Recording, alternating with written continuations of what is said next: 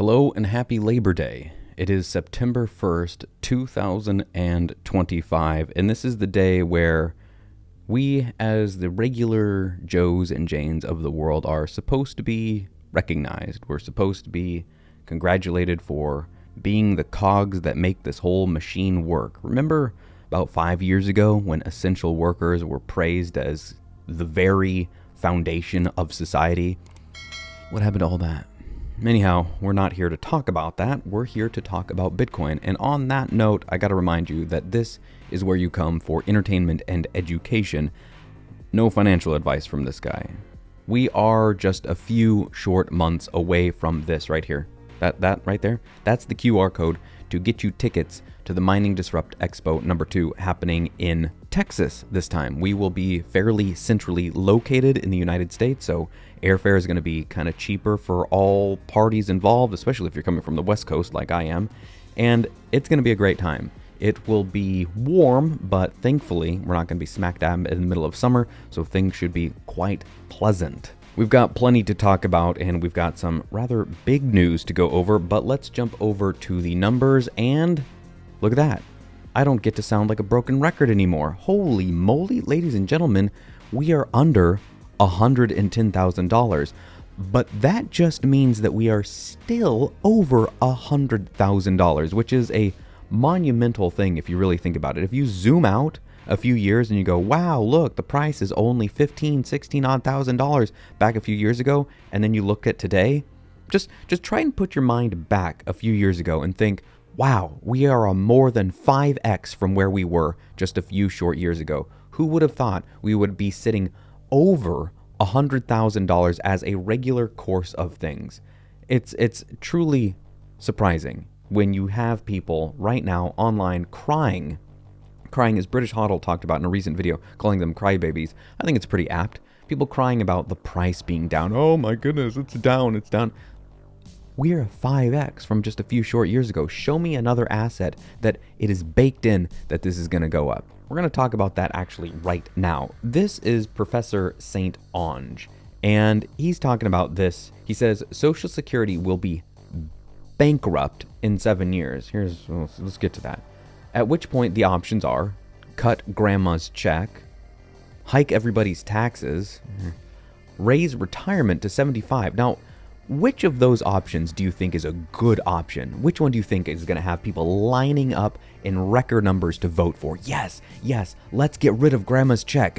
No, probably not that. Let's hike everybody's taxes. Let's pay more taxes. Yes. Oh, no, probably don't want to vote for that. Retirement. Let's raise that to 75. 75? Retire at 75? None of these are good options. As the famous quote goes, I can tell you how to fix a problem, but I can't tell you how to get reelected. So that leaves us with the fourth option. What are they going to do? Oh, borrow another $1 trillion per year. And what does that mean? Well, it's pretty simple. You've got a finite thing in Bitcoin. You've got an infinite thing over here. Infinite into finite.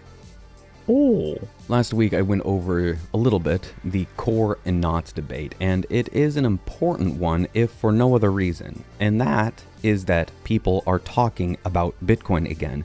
People are talking about some of the most important things when it comes to Bitcoin. You will never hear me say, unless things go way off the rails, but as things stand currently, you will never hear me say that you should absolutely, unquestionably run this version of Bitcoin, core or not. I'm not going to do that as things stand right now, because that's up to you. One thing that you have heard me say time and time and time again is that it is absolutely 100% worth your time to spend a little time looking into Bitcoin. There is an inordinate amount of information that you can consume for $0. Yes, it'll take your time, but $0 online. You can go to YouTube and watch hours upon dozens upon hundreds upon thousands of hours of interviews and podcasts. The hardest part of that is filtering through the noise to find the signal. But at the end of the day, all of those ones that are signal are going to tell you about the same thing. Bitcoin is finite, it is the best form of money that has ever existed, and greedy politicians will continue to print money. Anytime I see Metal Gear Solid stuff posted, you're gonna get my attention. It's just how it works. My brain is wired to pay attention to Solid Snake and Raiden. Just the whole clue. If Hideo Kojima had something to do with it, I'm paying attention. Here's Madex, my favorite artist in the entire Bitcoin space, and I want Bitcoin to be money and nothing else. Why big IQ obsessed with data storage? Have maybe try Pirate Bay? I agree. Bitcoin is money. If you want to use your money for other things, well, have at it. But you should not come around belittling others because they want to do something different than you. If it's not harming you, then leave that person alone. We will continue to monitor the core versus knots situation. And as we continue to monitor that very thing that I just talked about, here's Deterministic Optimism, NVK of CoinKite. He says, spenders versus savers, filteroos versus JPEGers, core versus everyone, Bitcoin DGAF. Doesn't give a... Use it however you want. This is exactly what I was talking about there a second ago. But don't expect others to use it however you want. Go live your best life. I could not agree with that sentiment more. Bitcoin is money for your enemy. It's money for everyone, and that includes people that you aren't a fan of. That includes people that are doing things that you don't really like. If you don't like this aspect of Bitcoin, no one, well, at least they shouldn't be, is forcing you to do that. You have the ability to opt into whatever aspect you want and out of whatever aspect you want. If you want to run a node that has core on it, have at it. That's you. You can do that. If you want to run a node that has knots on it, you can do that too. Heck, you could even do both at the same time. Oh, it's true. You actually could. You could have 5 nodes in your house. And here to round things out is from my node provider. That's what it's called, my node BTC. Running Bitcoin knots isn't just about features. It's about supporting diversity, resilience, and sovereignty in node implementations. And that right there, I think, nails it on the head.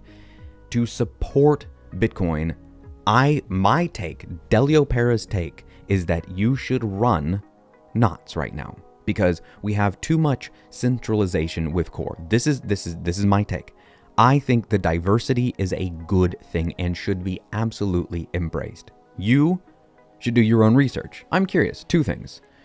Who would you like to see on a panel down at the Mining Disrupt Expo? I'm not going to make any promises, but we can see who we can reach out to. We can see who we can get up there on stage to talk to. I'm curious who you'd like to see. What minds in this space do you think would bring a really good perspective to this whole thing? And then also, I mean, obviously you got to get your tickets so that if we did get somebody lined up that you did want to hear speak, then you could be there to hear in person that person speaking. But then also, what are you running and why? What is it that you have chosen to do? Assuming you've got a node running, and I mean, if you're a Bitcoiner, you got to be running a node. So if you have got a node, which one are you running, and what are the reasons that you're running that version? Curious to find out.